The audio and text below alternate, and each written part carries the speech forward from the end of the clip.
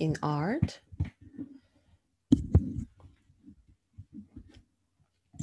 So nowadays, camera and computer technology is essential to business, advertising, education, government, mass media, and entertainment. So it has commercial applications and personal applications. And among these, individuals are artists who have carved out a space for human expression within the vast flow of information and images that the camera and the computer have enabled. So today we are going to see a brief photographic history together.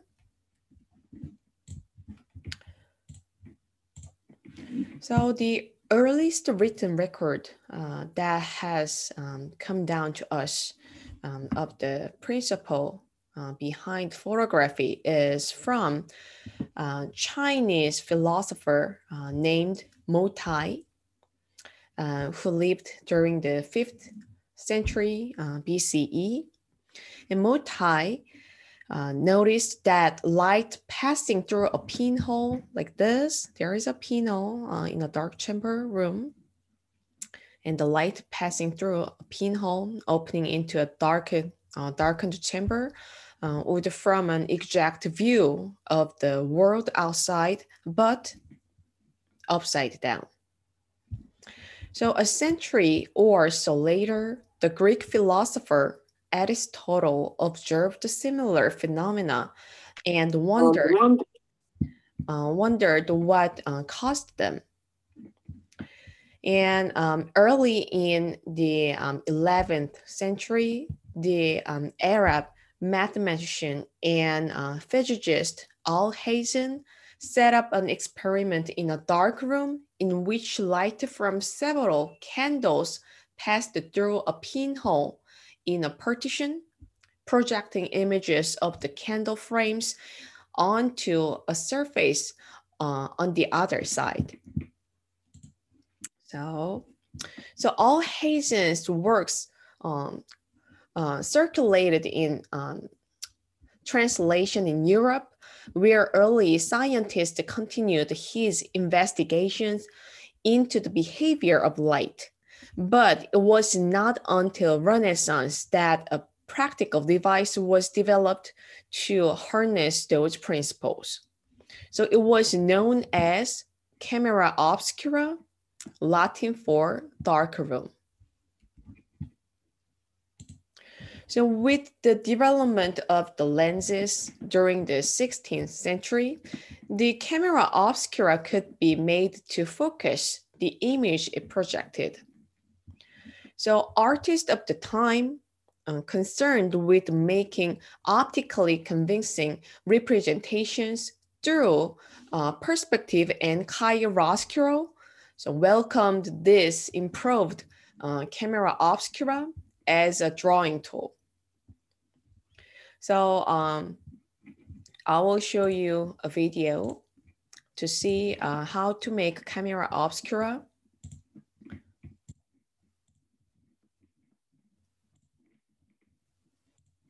A camera obscura, also known as a pinhole camera, a concept that made modern-day photography possible, now use the same principle to turn a whole room into a walk-in camera. You will need a room with one window, 3 or more 28 by 22-inch sheets of black poster board, a flashlight, a utility knife, and duct tape. Optional, a white sheet, a blanket, and a camera with exposure settings. Step 1. Find a room that has a window with a decent view. Look for a blank wall opposite the window, since that's where the picture will be projected. If it's not blank, hang a white sheet on the wall. Step 2. Unscrew the ring from the top of the flashlight and remove the lens. Place the ring in the middle of the sheet of poster board and cut a hole around it. Then, tape the ring to the cardboard with duct tape. This will be the lens for the camera obscura. Step 3. Tape the remaining poster board over the window, overlapping if necessary. Leave an area uncovered in the middle of the window for the lens. Step 4. Tape the lens backing to the window with duct tape. The window should now be completely covered, and aside from the lens hole, there should be no light passing through. Step 5.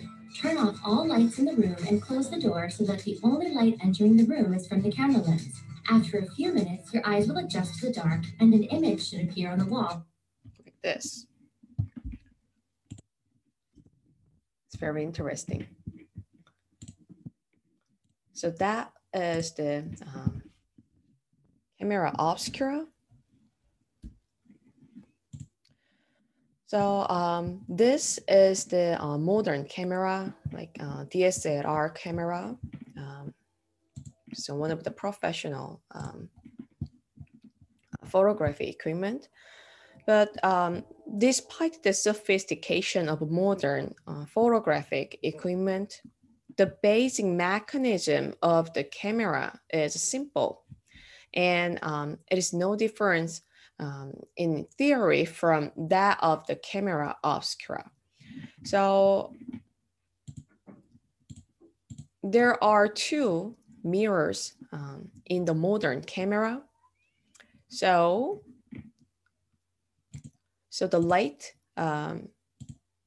goes through the lens and it reflects on the first mirror, and then it goes to the second mirror and it reflects on the opposite side of the window we see. So we can see the objects not upside down.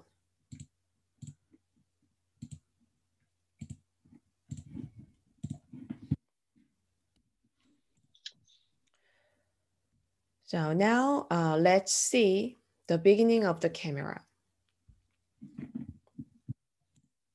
So there is a French inventor, Niepce, who worked with specially coated pure plate in the camera obscura.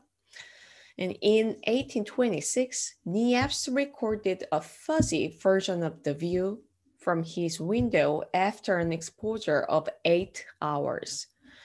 And Niepce was corresponding with another Frenchman, Daguerre, and who was also experimenting with method to fix the photographic image. The two men worked separately and communicated in code to keep their progress from prying eyes.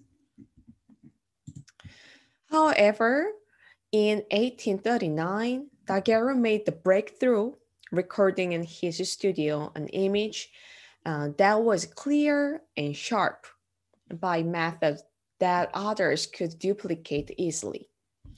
So Daguerre's light-sensitive surface was a copper plate coated with silver iodide, and he named his invention the daguerreotype. So this is the breakthrough photograph.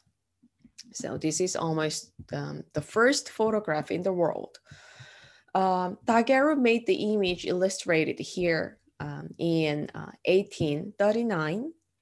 And the year the French government announced his discovery to the world. Yet for all its early success, the daguerreotype was ultimately a blind delay for photography. The process produces a positive image, so like this. So an image in which light and dark values appear correctly. So this image is unique and cannot be reproduced. And the plate is the photograph. And the future of the photography instead lay in technology that produced a negative image like this, and one in which light and dark values were reversed. So this negative could be used again and again to create several positive images on light-sensitive paper. So photography found its essence as an art of potentially unlimited and low-cost multiples. So early photography requires long exposure times like about 8 hours, and the equipments are so bulky. So this meant that photographers could not yet capture action. The renowned civil photographer Timothy Sullivan created images that have become part of the American cultural identity, yet none pictures a battle underway. So this cumbersome process had changed by the 1880s, and when technical advances reduced exposure time to a fraction of a second, allowing cameras to capture life as it happened without asking to pose. Then, in 1888, an American named George Eastman developed a camera, the Kodak, which changed photography forever.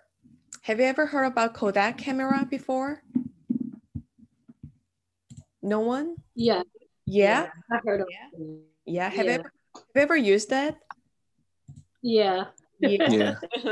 It's pretty much old fashioned. Yes. So unlike earlier camera, the Kodak was lightweight and handheld, which meant it could be taken anywhere. And the camera came loaded with a new invention, a roll of film. Here, this is the film, enough for 100 photographs. And the Kodak and cameras like it opened photography up to amateurs, and it quickly became a popular hobby. So from the beginning, there were photographers and critics who insisted that photography could also be practiced as an art. Today, photography is fully integrated into the art world of museums and galleries. And many artists who are not primarily photographers work with photographic images. So there are two great female photographers videos in the module room. So please watch them so you can see how contemporary photographers convey their messages through their photograph work. So I hope you enjoyed the video, and let me show you where the videos are. So it's here. After this meeting, everyone, please go to week 8.2 photograph page, and when you scroll down up the page, then you will see two artist video link. One is Shiren Neshat, and the other one is Zhongjin Li. So please watch these two videos to see how contemporary photographers work as a work of art. And so this chapter is very short, but we have a sketchbook project today.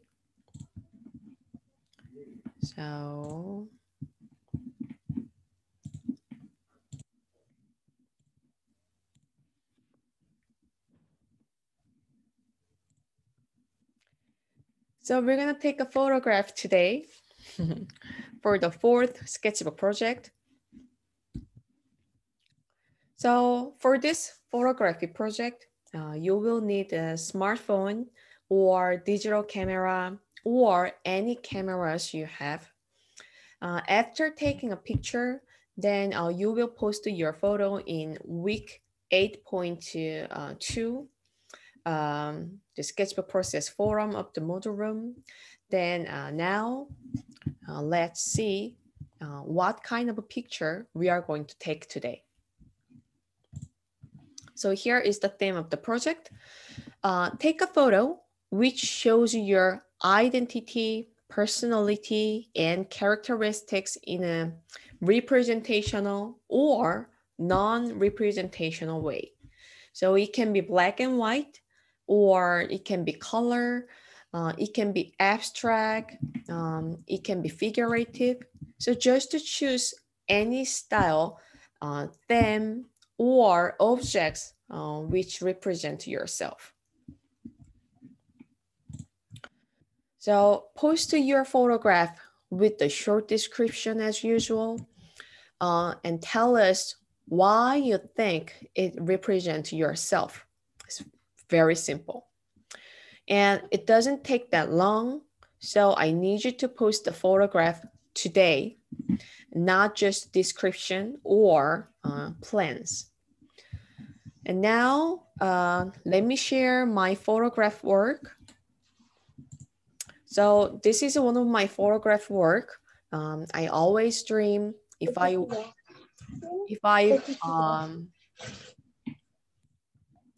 were born again, I would be a bird. So I could be free to go anywhere, and I also wish I could be living in the nature, so any civilized things could not bother me. That describes myself, and I'm a person who would be free to travel and loves nature. So I mixed those two things in this photograph by using the photo editing program, but you don't need to use that. No. So let me show you more examples. And some of the example might not be exactly related to the main topic of this project, but you can get some inspiration to take a creative photograph. So this is a self-portrait, self-photograph by photo montage technique. So you can use a photo editing apps or programs if you can use that. Or you can print two photos and proceed, photo montage collage to create this technique, this effect. If you like, to do, make a, this kind of photo. And you can access conceptual theme for this project. So you don't need to include yourself to show who you are in your photograph. You can just take a picture of an object which is related to yourself. And you can create very interesting effect like this photo. So the interesting point in this photograph, I think, is the saturation and the colors point.